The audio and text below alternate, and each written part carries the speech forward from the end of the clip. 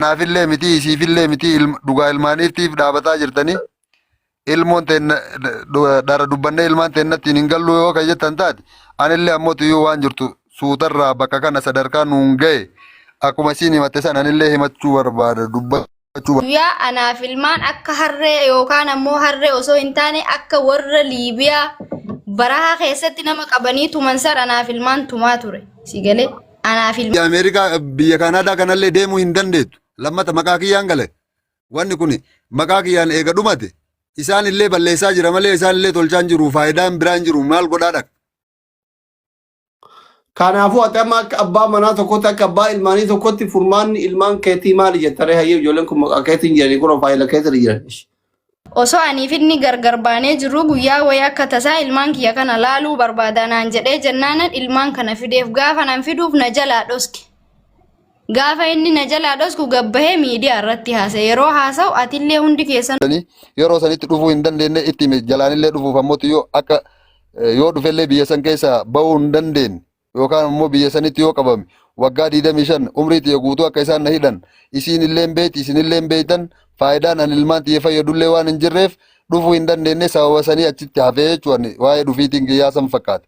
Anillee hin dinne isiin illee ammoo tuyyuu achi boodallee Mubaarakiyyuu Dubaay jira warroota Dubaay jiru nama hedduu dubbistee akka ani karaa Dubaay dhaqee Dubaay irraa ammoo tuyyuu Ijipti dhufu gochaa turte gaafachaa turte si galee wanni sun hin taane kara Keeniyaa deemee akka ani Keeniyatti wal agarru gaafadheen gaafannaan Keeniyaa isiin illee dhufuu akka hin barbaanne natti himte warroonni ispoonsara nu godhan illee Keeniyaa dhaytee isiin akka Keeniyaa irraa ispoonsara kan achitti nu jijjiiran hin gaafatanii isiin dhaquu hin barbaanne atillee hin beeyta atillee warra ispoonsara nu ta'e san keessa jirta si galee biyya biraallee dhaynee akka ijoollee tana achirraa baafannu gaafachaa turanii hin barbaanne jechuu walumaa galatti isiin galu.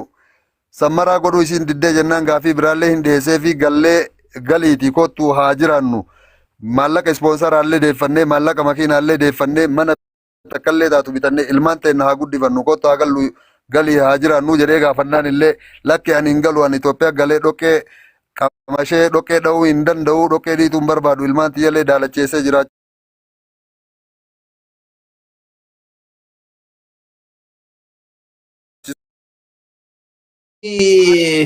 Maallaqa Oromoo waliin qabdee mana ijaartii biraa itti fuute ka jedhanoo hagam dhuga fuutee ijaartii. Kana namni biyya jiru ilaa dura dursoo dhimmi ijaartii itti deebinaati. No addaan baafamee irraa taruufi keessa bahee maal waan uummanni fuutuu dhagaye jaartii biyyatti eegagaltee fuutee fuudhuu dhabuu kiyyaan. Fuudhuu fi fuudhuu dhabuu kiyyaan iyyuu isinii ibsa jedhi macarrashaa wanni isin wanni namni manuu ibsi bira tani biyya eegagaltee jaartii fuutee. Nun chikkini nu dhaga'ee coomin. Echi. Walumaa galatti dhimmi fuudhuu fi dhimmi fuudhuu dhabuu dhimma biraati. Dhimmi fardiinuu bakka tana tabultii namaa diidu amaan. An bakka tana irratti hin qabu. Olaalaadha. Keessi mataa ofiin qabu. Ati aga biyya galte fuute moo hin fuun? Laal asli fuutee yoo jettan fuudhee jiraan ilaalaal ila fuutee yoo jettan an fuudhee jira amma fuudhee an eega fuudhee baatii takka hin geenne.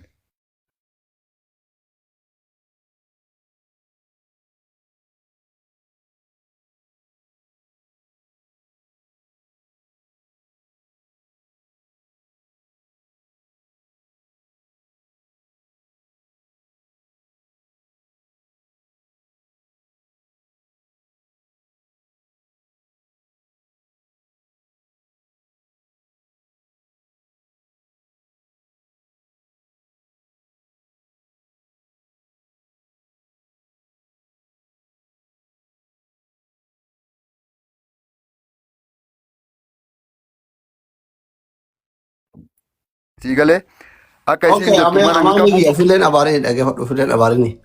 Arba watuluta wanni nama abaaruuf illee jiru. Dhugaa jirtutu tana jechuu barbaadeeti. Ani manni anaaf isiin qabnu yoo kaleessa ka jiraannu taate yoo anaaf isiin ka walitti beenu taate anaa fi rabbii walitti dhufa sigalee addunyaa irratti ibidda jahannam rabbi natti haa naqu mana waliin ijaarannillee hin qabu mana Oromoon naa ijaartellee hin qabu. qabaadhallee hin qabu yoo qabaadde ammoo tuyyuu seeraanillee seenaanillee abbaan barbaadanii kallattii barbaadanii waan kana qulqulleessitanii na gaafachuu mirga qabdan. Wallabbiin anaaf isiin wallabnee bakka kana itti ga'e isinillee beeyti isinillee beeytan sii galee jireenya isii keessaa yookaan ammoo jireenya kiyya keessaa isinillee akkamitti akka baate numarti kennaa wal beena jechuudha. Homaa waan kijiba qabu hin qabu kun. Sii galee ani namallee waan dhoysuuf yookaan waan rabbii kiyya jalaan dhokanne ilma namaa tokkicha jala waan dhoysuuf hin jiru an dhugaasan dubbadda. Sii galee Eshi amaani amaan takka qofa dabaat hayyee takka qofa gaafii xumuraa carraa siifuu kenna gaafii xumuraa. Ati amma biyya kana dhufuu hin dandeettu walillee dhabdanii wal dhabbii isii hojiilee ta'uu mala biyya kana illee dhufte karaa yooma araaramtanii dhuftellee dhugaadha bas maa mungkin ofirraa haquun hin jirallee jedhama haquullee baattu namni xiyyaaraan bahee deebi'ee biyya faranjii kana dhaquun hin ulfaata kana namni biyya kana ture biyya kana keessa deeme hunduu hin beeka. Eshi eegaati biyya kana dhufuu hin dandeenye feetu fedha keetiin haa ta'u feetu mootummaan si haa dhoogu dhufuu hin dandeenye ijoolleen kun sirra jiran haati manaa kee sirra jirti keetiin kun maqaa keetiin jira imeeliin paaswordiin si harka jira egereen ijoollee teetitii fi haadha manaa kee kakaa'iroo jiranii kunoo maali yaaddame furmaata mirkana irratti. Ila doktor emailii fi paaspoortiin si harka jira egeree ilmaan kana maal yaaddaa jette. Wanni tokkichi ani ittiin of beeku yoo jiraate maqaa Amaan Huseeniin ispoonsarri kun galuudha. Ka'anillee beeku. Mataa kiyya malee yoo ani achi jiraadhe malee isaan achi keessaa bahuu akka hin dandeenye. Anillee beeka rabbillee beeka namnillee beeka. Baqataa guutuu beeka kana hunda beeka ati kanatti malee bahuu hin danda'ane dhuga. Waan achirraa hafe ani namni kunillee abbaan ijoollee atillee hin beeytanii silkii tiyyallee namni naa fide isiidha. Ani email ani ittiin fayyadamu emailli ispoonsara ittiin godhanne san isiinillee na gaafattee wanni isii dhorgadhellee hin jiru nallee hin gaafanne haqiiqatti dhugaan jirtullee tanuma. Paaspoortii emailaa fi paaspoora wanni isiin amma jettu kana si galee ani irraa hin beeku emaila kiyya beekuu hin beeka garuu ammoo tuyyuu paaspoora wanni isaa hin beeku si galee paaspoortii isaa hin beeku. Paaspoortii isaa hin beeku si galee mi. Lakkoofsi bilbila kun ittiin baname siifuu bira jira mataa isii bira jira si galee emaila kana banattee emaila kana sirreeffattee nan gaafanne emaila kanayyuu itti fayyadamuu hin dandeetti.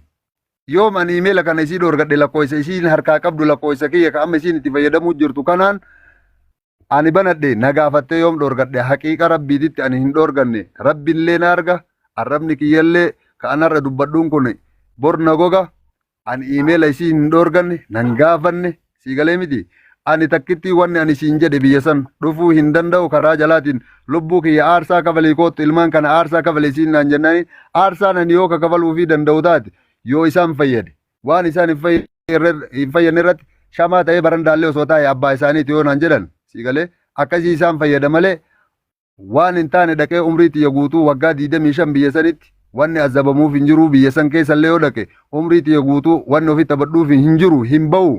Nadhiisi dhufaa hin jiru wanni ani jedheen takkittiin tan paaspoortii fi iimeelli isiinuu sirreeffachuu dandeetti sa'aatii amma harkaa qabdullee isii bira jira na bira hin jiru irraa hin beeku silkii xiyyeeyyuu osoo paaspoortii kana ka irraa beeku taate iimeelli kiyya feesbuukii kiyya tiktookiin kiyya wanni hundinuu silkii kiyya isa waliin na jalaa bade silkii feesbuuka san hin deeffadhuan tiktookii kiyya hin deeffadhuan saniin hin fayyadamuan. Okay. Galatooma carraan keessan xumurameera siifuu kenina ummanni illee dhageettan ka waan kalee siifuun jira ooltee illee dhageettanii waan inni amma jedhaa jiru illee dhageettanii dubbiin manguddoon ka warri jala jirtan namni 19,000 kun manguddoo tayaa shayxaana hin naqina siifullee obboleessa teessanii inni illee obboleessa keessanii kana wal galte moo addaan gara galtee san isin turaallata ka dubbii wal galti moo waliin galtuu san manguddoo keessaa filata. Sifu waan inni jedhu hundaa dhageette imeeliin si harka anin beeku lakkoofsi ittiin baname si harka jira maqaa kiyyaan jira dhugaadha maqaa kiyya jala jiranii garuu mootuu dhufuu hin dadhabee hin didamee karaa miilaatiin aarsaa kafaluu hin barbaadu Keeniyaa fi biyyoota akka Ugaandaa isitu dhufuu didee jedha wanni akka ati jettu sunillee cina cinaan wanni ati kalee jedha ooltallee cina cinaan dubbii keessatti kan uummata kana duratti dhugama irra hedduuni furmaanni maali jette siifu ati waan kana waan amma abbaan manaa kee jedhu kana. Gara siifuutitti osoo hin tarin himannaa isin himatte keessa Oy dubbiin waan akkasii. sila amaaniin osoo itti gaafattu hafteetu jira. Eshi. dubbii sirreeffataa deemuun bareeda. Waa'ee nama ittiin himataa turte waa'ee ispoonsaraarraallee waa'ee ispoonsaraallee mee bakka sanillee turte. Boonsa. Boonsa ko. Arana Laal an aarsaa ilmaan xiyyaa kafalee hin dhufuu hin jenne an doktor. Eshi. Galee aarsaa ilmaan xiyyaa kan kafalle abba eenyuuf kafalaan. Eshi. Maa dhufuu Hin dhabdee. kafalle hin jiru. Garuu ammoo dhaggeeffadhu gaa. Garuu ammoo waan bu'aa irra qabu waan isaan fayyaduu danda'u irratti aarsaa isaanii kafala malee bakka isaan hin fayyadnetti waan isaan hin fayyadne irratti sii galee No amma asitti. halubbuuti aarsaa. Qoy. Fakkeenya amma asitti mucaan birrii biratti gachisan ilma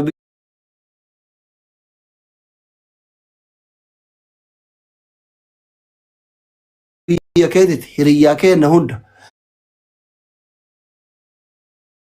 Ispoonsarri si naqamuun dhuga. Okeen gaddeebi'uun dhuga.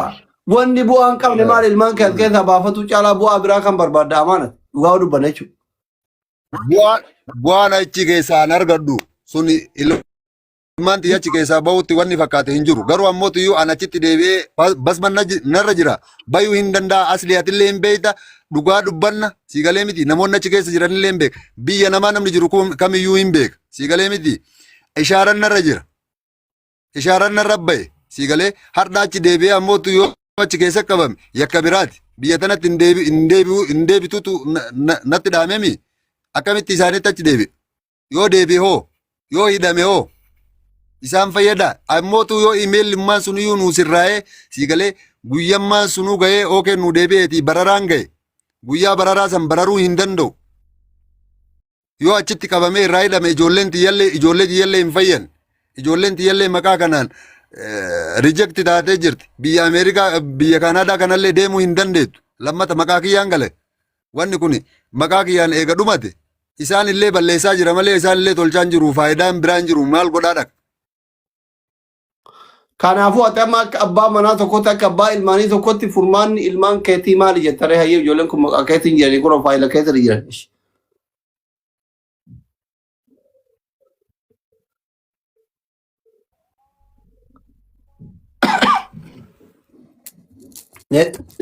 Dubbannu mala. Hin dubbatan. Nah, di mas sponsor kana irratti positif mas sponsor kana jalqabaa keessa jira booddee carraanaa kendirraan dubbadha dhimma sponsor. Ayyee. Siifuu carraan keetii hundaafuu. harkatti qabdanullee hin barbaadu akkuma isaa sa'aatii kennitanii anillee jalaa hin dubbannetti jalqabarraa qabaatiin dhaggeeffadha. Sigale jalqabarraa kaaseeti kanaan himadhuan. Tokkoffaa irratti wanni ani ilmaan kiyya isa jalaa fudhadhee baheef sigale ana osoo hin taane isatu anaaf ilmaan manatti dhiisee bahe. Anaaf ilmaan manatti nu dhiisee bahee sigale jireenya dhuunfaa isaa jiraachaa turedha. Jireenyi inni anaaf ilmaan isaa kana gatee deeme sun ta'uu fi dhiisee jennaan halkanii guyyaa anaaf ilmaan akka harree yookaan ammoo harree osoo hin taane akka warra Liibiyaa barahaa keessatti nama qabanii tuman san anaaf ilmaan tumaa ture. Sigale anaaf ilmaan manatti gatee bahee jiruun sun ta'uu fi dinnaan nutti deebi'e jechuudha. Kazaan ani sponsora sana Mubaarak Musammaatii fi Maarqos Taasisaa Boonaadha namooti ni beeytan. Isaan wajjin maallaqa sponsoraa kana walitti qabee sponsora kana faayil nambaruma isaatiin galchee tumaan isaatii fi roorroon isaa gaafa huyna kiyyaa ol taatu ilmaan kiyya fudhadhee ganda biraatti gale. Gaafan ilmaan kiyya ganda biraatti fudhadhee galullee manguddoo natti baasee hawaasni Oromoo Kaayiroo keessa jiranullee dhimma kiyyaaf dhimma isaa laaluudha. Rakkoo kiyyallee itti himadhee rakkoodhuman hadha miidiyaa kanarratti himachaa turen rakkoo kiyyallee isaanittillee himadhee isaanillee rakkoo kiyya naa furuu dadhabanii achiin bakka an jiruttillee anaaf ilmaan kiyya dhufee waan nu sodaachisaa tureef ganda inni hin beeyneef ganda Oromoon hin beeynen of dhoskee ilmaan kiyyaa wajjin jiraachaa ture. Gabbahiitii hiccitii kan kee kana gocha ansi gochaa jiru hawaasa Oromootti ummata Oromootti himadhu jaartii fuuchuun isaaf haraamisi asittillee jaartii hima qaba. Sigale gabbahiitii gocha ansi gochaa jiru kana ummata Oromootti himadhu ummanni Oromoo ana homaana gochuu hin danda'u. Jireenya kanaanatu jiraata malee ummata Oromootii miti naan jedhe. Sigale akkasumatti osoo aniif inni gargar baanee jiru guyyaa wayii akka tasaa ilmaan kiyya kana laaluu barbaada naan jedhee jennaanan ilmaan kana fideef gaafa nan fiduuf na jalaa dhoski. Gaafa inni na jalaa dhosku gabbahee miidiyaa irratti haasa'e yeroo haasa'u atillee hundi keessanuu dhageessanii jirtan. Ilmaan sana deebisee fudhee jira haasaan dheeressu gaggabaabseen isinitti hima. Ilmaan sana deebisee fudhadhee jira. Akkuma ilmaan kana fudhadheen illee ammallee mana inni beeku jijjiirradhee tan jiraachaa ture. Mana jijjiirradhee sigalee akka tasaa halkan keessa mucaan kiyya na jalaa kufee mataan falaxamee ennaan meebii ilmi kiyya kun ka'ee akka tasaa waan na jalaa ta'a jedhee isuma yaamee mana haakimii waliin geessine sigalee achiin guyyootii muraasa booda qabame. Gaafa qabamu aniif inni gargar baanee jirra jireenyi keenya garagara sigalee jedhee isarraa hin fagaanne gaafa inni guyyaa qabamurraa waan an qabuun osoo ittiin hambifatin sigalee qorraan jedhu gubaadhan jedhu UN na nafne sigalee miidiyaa irratti na nafne BBC mararratti bar kan inni adda afaan daffaree bar fuudhee jira kan inni jedhu jechuudha sigalee BBC mararratti BBC afaan Oromoo irratti sagalee ta'aafii ture.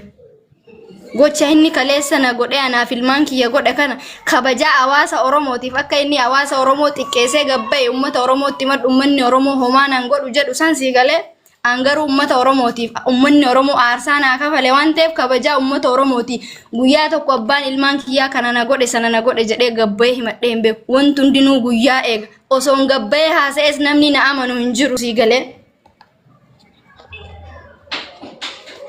Akkasitti gaafa inni qabamullee waliin rakkadhee waliin taa'ee waliin taaree badii sitti balleesse sana siifuu kiyya dhiifama naa godhi anatu sitti balleesse anatu si zallamee haqa keetu na qabee bakka kana na galchee sigalee gaafa inni naan jedhu rakkoo hin qabu miidhaa ana miitee miidhaa ilmaan miite san hin laaliniiti haala as keessaa baatullee anatu sii mijeessa jireenya kan kee ka as keessa jirtu akkamittiin bahaa yookaan ammootu jedhiiti sammuu kan kee firii godhiiti yaadi malee. Dhimma ana kaleessa namiite ilmaan kana miite uma tokko hin yaadin jedhe maaliifi namni mana hidhaa keessa jiru dukkana keessa jira ifaa hin argu nyaata yoo ani itti geesse malee hin nyaatu dhugaatii yoo an geesseef malee hin dhugu ilmaan kana yoo an geesseef malee ilmaan kana laaluu hin danda'u sigalee hamilee isaatiif jecha dhahichi inni na dhahe cinaachi kiyya osoo na dhukkubu xabaasaa ilmoo kiyyaa osoo argu osoo na dhukkubu hawaasni Oromoo yeroo an miidiyaa irratti ilmaan kiyyaaf jecha boo jecha isaan naan jedhan osoo na dhukkubu jechuudha badii inni ittiin kaleessa balleessan osoo qasamuu kana hunda danda'ee baatii 8 guutuu isa cinaa dhaabbadhee walii galteedhaan galeetan bar Finfinnee irratti paaspoortii baafadhee dhufa naan jedhe war inkwaan ji'a tokko miti ji'a lamaa miti lakkii amaan jedhee yoo galte akka tasaa chaansiin ilmaan kiyyaa kun baduu danda'a haga bara haaraattuyyuu obsi yoo inni bi as keessattuyyuu nama baasaa jirti waan si feesisu an siifan hin godha ulaagaalee si barbaachisu siin godha nyaataanillee dhugaatiinillee wanta tokkoonillee hin miidhamtu ilmaan kan keellee akka bareedatti hin jiraachisaa jira asuma taa'e aarsaa ilmaan keetii kafalenna lakkii siifuu kiyyaan nadhabee jira. Huyna kiyya ol ta'ee jira as keessatti nu dhukkubaa jira sammuu gadhiisuu jira maraachuu jira an aarsaa kamuyyuu kaffalee yoo dadhabame gara barahaatiin ta'u ilmaan kiyyatti nan deebi'a naan jedhee walii gallee akkasitti ummaa tiyya na jalaa oqaste kan inni jedhu ani haadha tiyya iskarbii tokko osoo hin erginiif haadha isaatii jechuudha haadha kiyya caalsisee bar haati isaa haadha kiyyaa bar yoo hadha isaan of keessaa na baasanii na jijjiiran bar haati isaa bar akka ilmoo tiyyaatii bar. Sigalee maatiin isaa guyyaa tokko inni baatii 8 hidhamee guyyaa tokko salaama rabbiin irratti qaraanii ilmi keenya akkam jira amaan akkam jira ilmootiyya ijoolleen isaa akkam jirti namni naan jedhe hin jiru kana mara aarsaa kana kafalee biyya galee gaafa biyya galullee waan isa barbaachisu gara qarshii 450 akkaawuntii isaa irratti galchee paaspoortii baasisee fi amaan kiyya namaa gad hin ta'iniiti aarsaa kamuu kafaliiti ijoollee keetti deebii jedhee haala jireenyaa akkasii jiraachuu dandeenya akkana jiraachuu dandeenya jedhee haala jireenyaa wanni ani ittiin caawwatin tokko hin jiru. Akkasitti jiraanna sanii jiraanna jedheeni jechuudha si galee. Kan inni ammootu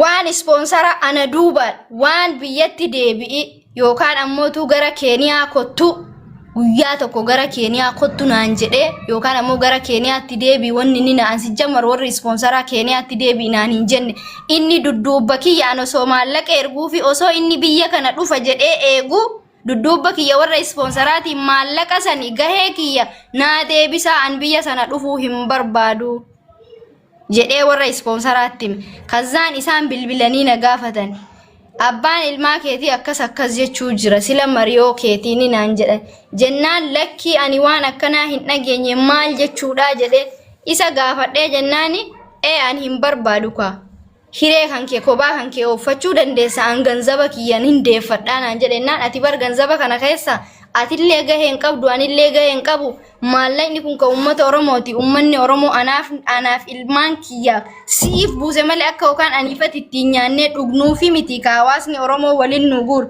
saniifuu yoo ati hin barbaanne of haala aniif ilmaan kiyya biyya kana keessa baanu haala nuu mijeessi malee maallaqni siifillee anaafillee hin deebi'uun jedhe. Boodarra atuyyuu bilbiltee bar akkas jedhaa jirani naan jettee jennaan bar asli anuyyuu akkas dhaga akkas jedhee boohee sitti madhindoom yeroo sanaayyuu bar fuudhee jiraa siin jedhee sitti mennaan lakki amaan waan akkanaa hin godhuu naan jette fuudha isaa ankaleessaa fadhaa miti kan hin dhaga'an sigalee san darbee dudduubba kiyya makiinaa gurguraati naa ergaa annan rakkachaa jira waan hin nyaadhee dhugee bulu hin qabu jedhee na dudduubba sanuyyuu makiinaa gadaa restoraantiin qarshii 600 Itoophiyaa naa galche osoo ilmaan kiyya aannan tokko hin bitin sababaa inni baajata makiinaa kanaa gaafa makiinaan kun guyyaa bitamtuuti makiinaa kana girishii tokko irraa hin kaffalleef jechuudha yeroo inni biyya galu makiinaa poolisiin qabee maallaqa sana akkaawuntii kee irratti hin galchee asli makiinaa sana baase makiinaa sana gaafa isiin mana hidhaa keessa jirtu oma tokko hin dubbanne gaafa makiinaan kun mana hidhaa keessaa baatu gurguraati naa ergaa jedhe akkamitti kana jettaa jennaan siifu birrii ispoonsaraallee deeffannee makiinaa kanallee gurgurannee aniifati maallaqa kana walqixa qooddachuu qabna atis jireenya kee jiraachuu qabda anis jireenya kan koo jiraachuun qaba aniifati yoo anachitti deebi'ellee aniifati walii galuu hin dandeenyu nama baay'ee wal miidhe akkasuma ammootu maatiin kiyyallee sin fedhanu sababaa keetii maatii kiyyaanuu gargar baheen ture obboleessi kiyyaayyuu bulooksi godhee jira maatii kiyyaanuu isiitti naasa'ina anaan wal barattan yoo an isiidhaan wal isin haasoysiisan yoo an waliin isin haasoytan jedhee haadha kiyyaanis obboleeyyan kiyyaanis sababaa keetiin wallolee wal dhabee shaashamannee deemee naan jennaan shaashamannee sana kijiba jedhu saayimni isaatuyyuu ni jira anatu haga biyya kana dhuftutti haga haala mijeeffattutti haati keef abbaan kee yoo maaluyyuu siin jedhan waan fedhan siinaa jedhanu hitti deebii jedhee anatu shaashamannee irraa gara maatii isaatti sagalche si galee gaafa hiriyaan isaa ishaaraan naqabe ka jedhu hiriyaan isaa ka isaa wajjiniin gale maaliif dhufe ishaaraa sana dhufe maallaqaan balleeffachuu ni danda'a yoo gara xiyyaaraatiin hin danda'amne gara barahaatiin dhufe aarsaa kamuu kaffalee ilmoo isaatiif jecha ishaaraa sana maallaqaan balleeffachuu ni danda'a yoo ishaaraa sana maallaqaanuu balleeffachuu hin dandeenye dhuftee ati iimeelii ijoolleetii fi paaspoortii ijoollee kana nuu sirreessitee akka aniif ijoolleen kun biyya kana keessaa baanu nuu gootee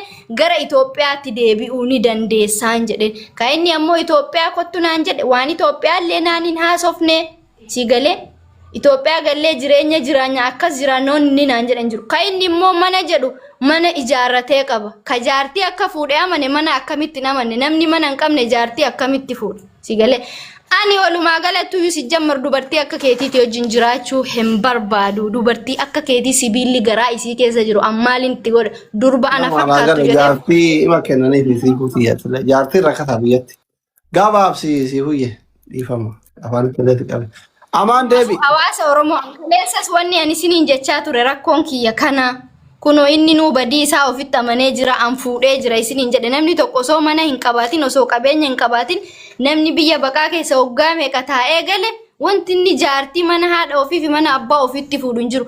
Maallaqa isin kaleessa naa guurtanii isin galee aan wanni girishii irraa fayyadame hin jiru. Kinoo jaartii ittiin fuudhee jira. Ifi isin amane girishii irraa fayyadame hin jiru. Sagalee deddeebi'aara. Sagalee deddeebi'aara. Gabaabsisiifu as biyyatti jaartii tolallee namaa kennan yoo alaa galan waan jaartii kun agas maraa miti ati gabaabsi. Jaartii wanni akkas jedhu hin jiru. Wanni akkas jedhu hin jiru. Jaartii namni yookaan goommanaa miti yookaan duqeetii miti kan namni useetuma kennuu si galee. Anammas dhimmi jaartii isaa nan galchu si galee nama jireenya isaa keessaa na baase an dirqiin jireenya kee keessa na galchi hin jedhu. Amma ilmaan kiyya kana isinii galee ilmaan kan koo kana jireenya Doktor, dabaree nu dhaabsisiiti waa shaangullitti miti dabaree nu kennisiisi doktor. Gabaabsi yaani jira bar. Siifu ngaa qoyal tokko yaada kennan. Asirratti haasoitanii dhiisuu qofa osoo hin ta'in an dhimmi kiyya dhimma inni jaartii fuuchuu fi dhimma isinii akkuma haasaanii ajandaa maallaqa barbaaddee haasoite ka jedhan sana osoo hin ta'in dhimma ilmaan kiyyaa kana adaraa oromummaa adaraa islaamummaa ilmaan kiyya kana akka naa gootan naa godha amaanaa guyyaa qiyaamaa isinitti kennadhee jiraan. Rabbi khayri haa godhu. Mubarak illee isin bar Asee isin sirreessa. Gamana amaan. laal as biratti asli wannan dubbachuu barbaadu maali beektaa jalqaba irraallee ani akka isin himattu isin gaafadhee ture gaafii na gaafattee gaafii sanii si deebise si galee jalqaba irraallee akka isin himattu barbaade si galee mitiyan haasawa kana waan isin irra dhaga'uu barbaaduuf anillee deebisaan isii deebisuu barbaadu deebisama kana guutuu isii dhageeffadhee jechuudha akkuma isin duubarraa haasoite san duubarraa waan jiru guutuu isin haasa'ee isin qulqulleessee waan jirtu achi booda murteessitan qabrii teessaniif si galee namuu qabrii si waliin adda gala namni waliin galu hin jiru namuu dhugaaf dhaabata anaafillee miti isiifillee miti dhugaa ilmaaniiftiif dhaabataa jirtanii ilmoon teenna dara dubbannee ilmaan teennattiin hin gallu yoo kan jettan taate anillee ammootu yoo waan jirtu suutarraa bakka kana sadarkaa nuun ga'e akkuma isin himatte san anillee himachuu barbaada dubbachuu barbaada. Sitti bilbilanii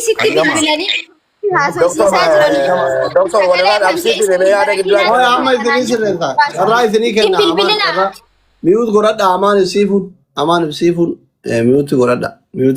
Taragaggaa. Doktoraan sitti mee na wajjin haasoo inni an isin wajjin haasoo jiru kun akkuma isin himatte san haasoo kana deebisaa san deebisee fi waan san achi booda carraan kun yoo naa kenname murtee keessan nan murteessitanii waan hawaasni naan jedhu guutuu hin fudhadhaan si galee garuu ammootu dhimma qiyyaasachuu barbaada dura.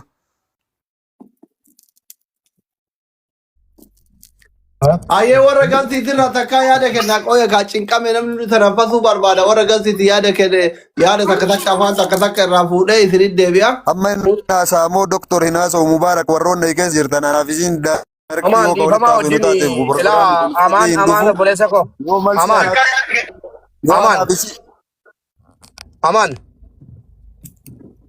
Amaan. Anaaf isitti deebisa Amaan. Aboona dhagaa kan achi na qaqqabdanii waan irra dibanii bira galanii hin jirtu bakka namni Obboleessoo yoo haasofte taatu si jaaladhaa si manjaa dhageeffadhaa dura. Mubaarak. Si galee akkuma isin himattetti akkuma isin na himatte deebisaa fi gaafanne wala gaafii na gaafatte deebisaa isii dhageeffadha. Muubee dhugaadha si galee dhugaan nama lama hin galtu abbama tokkoo galti si galee miti wanni bakka kana geettaniif illee obboleessa koo amaan dhugaa argattee biiftee yoo dubbannu taate akka isin deebisaa jirtu yoo kai an deebisuudhaan wanni walitti qabamneef kun hin ta'uuti si galee akka isin himattanii tanillee hin himatadha isinillee dhimma keessanii baatanii carraa naa kenna. Ilmoo afur walakkaa keessanii dhugaa argattanii dhiiftanii amma dhimma keetiif dhimma siifan utuu ta'in dhimma ijoolleeti kana nas nagaa gara kootiin. Doktor yoo carraa naa kennite naa kenne abbaa koo. Jalqabaa kaafnee keessa jirraanii Taraa takka dubbadha amma taraa takka qofa dubbadhee cabasee kenna. Uummata kiyya uummata bal'aa. Wal dhabbeen isaanii gadi fagoo kana. Isinillee yoo dubbatteetuma deemte jaartiin dhukkuma baay'ee walitti gadoo yaadataa deeman. Innillee yoo dubbate gadooma walitti amma walumaa galatti dhimma kiyya hin dubbatadhu asli. Hin dubbatta qoo hin dubbatta. Wait hin dubbatta. So amma wanni kun ana duuba haasaamee ammallee isin irra teetteellee haasaamaa jira. Waan kana aslii bar kan irraa haga ammaatitti isin dhimma isii haasataa jirti miidiyaan illee wanni martiniyyuu isiidhaaf dhugaa galchaa jira. Garuu ammootu haqa rabbi beekaami haqa jaarsaaf jaartii rabbi beekaara. Dhimma kiyyaaf ka isiillee rabbi beeka. Ana isii miidhee isin na miidhee rabbi beeka. Kanaafuu ammootu haqa sanarraa baruuf namni martinuu baruuf dursaa na dhageeffachuu qaba. Dursa isii akkuma isii dhageeffate sanitti anallee na dhageeffachuu qaba. Gaafiidhaan na gaafattanii gaafii isinii keessaa mataa na gaafattan mataa isii isinii deebisi. Mataa waan isinii deebisu hin jiru guutuu akka isii haasoitti walitti isinitti haasa'e isinii deebisaan. daqiiqaa lama keessatti daqiiqaa lama wanni isiin siin jette kun hin jirti moo sirra keetta'ee daqiiqaa lama sii kenne. Carraa naa kennitanii? Daqiiqaa lama sii kenne wanni isiin jette kun hin jirti moo hin jirtu achiin keessa dhufay. Tanuma keessaan illee waa itti dhaamadha wanni gootu Hussein amaan tana keessallee wanni ati gootu mucayyoon tun haadha manaa teeti na dhaga'i mucayyoon tun haadha manaa teeti. Na dhageettame ani ijoollee daa'imaa miti jedha. Na dhagee abbaayeen na dhageetu. Abbarraa baane siigalee abbarraa baane dhugaan namni kaleessallee nutillee ilmaan Oromooti siigalee. Daqiiqaa lama sii kenne dubbadhu. Dhimma kiyya baadhee akkuma isin neemotetti na dhagaye dura dursu namni kun akkuma na dhagaye asli akka isin himattee himadhaa daqiiqaa hin qabnee fi daqiiqaa hin qabdan. Ayyee gaggabaaf ishii dhume uummanni taa'iti. Dura dursoo namni kana ayyee na dhagaye namni kun kaleessa jireenya walii qabnaa dhugaadhaa anaaf isiin gaafa walitti dabalamnu. Nama mari'annee haadha abbaa teennaan illee mari'annee walitti hin dabalamnee jaalala waliin nu fide jaalala waliin jiraachaa turre rabbi fide ammootiyyuu nama keessa nu namaa ol hin taane rabbitu ilmaan kana bakka takkatti shan nuu kenne nuti shan rabbi gaafannee rabbi nuu hin kennine nuu kenne jireenya waliin jiraataa turre san keessatti natumaa akkana na godhaa akkas na godhaa jechaa jirti siigalee namni waliin jiraatu an maleeyikaa miti isiin illee maleeyikaa miti an ittiin balleessuu isiin ittiin balleessituu isiin dha'uu miti isiillee naaluan siigalee kaleessayyuu waliigaluu dadhabnee atillee namni biyya san jiru maanguddoonuu nu laaltanii waan sammuluu isaayyuu geessinee jira siigalee wajjaan illee eega fagaanne turree jira ani ilmaan illee tumee isiillee tumee haqa rabbi beeku akkuma isiin kaleessan ifaaji anillee gaafa isiin fayyaa hin qabne biraa dheesse imimmaan isini booyee si'ii mubaarakii isin mara keessanirraa haqa hin qabu'an isii bira hin dhaabanneen siigalee lammata maallaqa gaafate mana hidhaa gaafa ture deddeebi'aa gaafachaa ture akkana gochaa ture na gaafatte na yaalaa turte dhuftee na gaafataa turte namni biraayyuu kanatti hin dhufin kasaayibaayyuu kanatti hin dhufin natti dhuftee na gaafataa turte siigalee san booda waan achi keessa jiru anillee barreeffamaan kennaa fi isiinillee barreeffamaan naa kenniti hin galaa jennaan hin galaa kiyya durayyuu isitu mana hidhaa kana keessaa galtee deebitaa bakka amaan gali waan jiruun anatu si maddii jira hagaa na qabdu waan takkaa hin dhabne gali naan jette namni kun hayyee jenne walii galle mana ijaaratee Oromoo irraa qaba maalii ka isiin jettu asii duubayyuu marii dhuufuu xiyyayyuu adda dhuufnee hin beenu jechuu hin dandeenya akkamitti har'a wanni kun muluun isaa kijiba hin taane walirra faallee haadha abbaa teennallee maqaa ganda keennaallee gosa keennaallee maa wal xiqqeessina nu ilmoollee walirraa dhallee jirra maa dharrallee walirra kenna yoo haasoyne dhugaa haasoyne maa waliin fayyifne yoo walii ta'ullee baanne nuti ilmaa walirraa qabne ani abbaa gaariillee haa ta'uu baadhu siigalee haa isiillee fayyaduu baadhu haa na fayyadullee baadhu siigalee miti ani isiillee miine isiin illee nan miine garuu ammootiyyuu hayxi jirtu namni kun gaafa an biyya galurraa hedduu isii kadhadheen siifu sibiilaan na arrabse jetti sibiila garaa keessa jiru rabbi arraba kiyya na haa lugaamu an jecha takkittii jedheen jecha tana ammoo abbaa hujuuti atii fi aslii fi abbaan hujuun beeka gorsa gorse an osoo waliin jirru waggaa 3 anaaf siifu wajjaan ba'uun har'a wajjaan hin baane waggaa 3 guunnee jirranu eega gargar iyyuu baan siifu xabaasaa tana anaaf jecha argatte anarratti argatte gorsa wal gorfanne mana keessa teennee algaarra waliin ciifnee nama kana haasoyne ani taasa isii bira ciiseeti siifu anaaf jecha xabaasaa kana argite anaaf jecha gizee takkarrallee lamarrallee ilmaan tiyyaaf jecha xabaasaa kana agarte siigalee yoo anaanillee garagara baate dhiiruma akka kiyyaatitti heerumta dhiiruma akka kiyyaa waliin jiraatta burga namallee gaafa haajaa ofii sirraa bahe namni sun haga haajaa sirraa qabu si jaalata waa siin hin jedhu gaafa haajaa ofii sitti fayyadamee sirraa bahe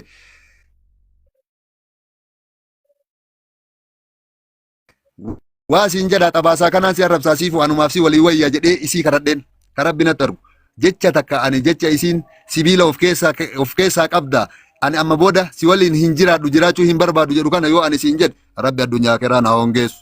Lammata ani ilmaan tiyyatti illee najamu sitti illee najamu jireenya tiyya keessaa bayi jedheeni jireenya kiyya keessaa isii baasee hin jiraanneen ani wanni ani jireenya isii keessaa itti bayi isiin naan jettee takkarra lamarra bilook na gootee nikaaya narraa buusi naan jettee eegaan biyya gale adaamaa na fiddee adaamaa osoo an taa'u jiru bilook na gootee ani sumuna harkaan qabu gaddeebi'ee abbaa shee waliin beeljem jiraata hin beeyta abbaan ijoollee mubaarakillee namoonni keessa jirtan namni sun kadhatee siifu akkanaa miti mucaan kun marii siin ga'e keeniyaa deemee achirraa yoo waan kana sirreeffanne siin jedhee si gaafate abbaa mana keetiiti abbaa ilmaan keetiiti marii kana waliin mari'adhu maaliif bilook goota bilookiin maaliif wal barbaachisiisin nama guddaadha har'a illee guddattanii